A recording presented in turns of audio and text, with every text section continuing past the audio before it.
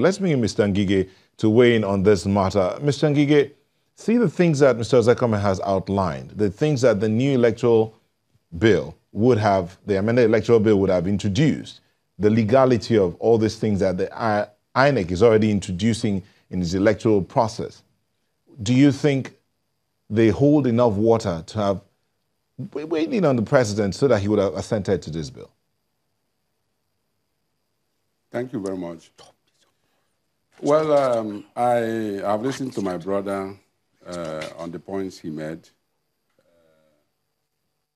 Good points he made, and there are those that are not acceptable. I have read the reason the president gave in his letter. Before I read the reasons, I was kind of, appalled. I was angry. I said, for the fourth time, that this withholding of assent is being given. What is going on? But when on the social media, the letter written to the Speaker of the House of Reps was uploaded and, it went viral, I read it. And I then changed my mind. I found that the president had good reasons for withholding assent. Firstly, the president mentioned about making fundamental amendment to a law close to election. That's a genuine point of observation. Somebody mentioned ECOWAS protocol on election. Yes, Nigeria is a signatory to that protocol, that you don't do a fundamental amendment to your election law less than 60 days to the election. And today we have an election that is coming up in February. So you can see that it is too close to the holding of election. And then there are other reasons Mr. President gave in his letter, which many people have not bothered to read. There are inherent draftsmanship error in the bill, and that was what was pointed out. That, for instance, Section 84 says that a political party intending to enter into a merger or fusion should give INEC 90 days of his intention to merge. In the amendment that has been sent for assent, another section contradicted it by saying INEC should be given 21 days. So you can see the inherent contradiction in the draftsmanship of that law.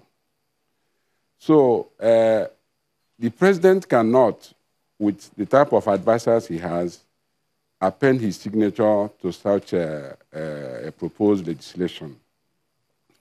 Then, coming back on timing of the amendment, my brother mentioned about the Supreme Court decision in Ngige and other cases.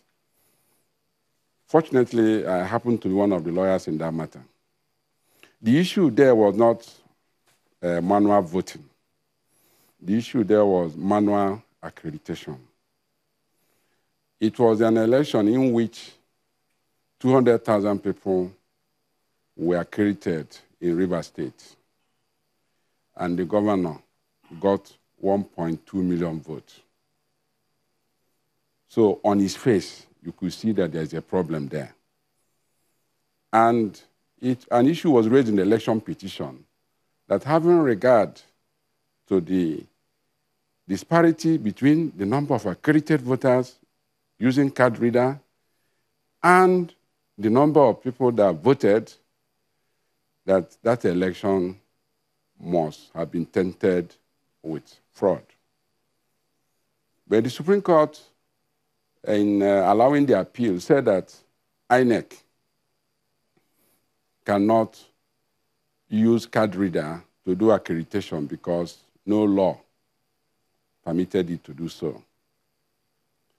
Unknown to us, unknown to the Supreme Court, there was an amendment President Jonathan signed on 24th or 25th of March 2015, empowering INEC to determine the process of voting in any way it deems fit.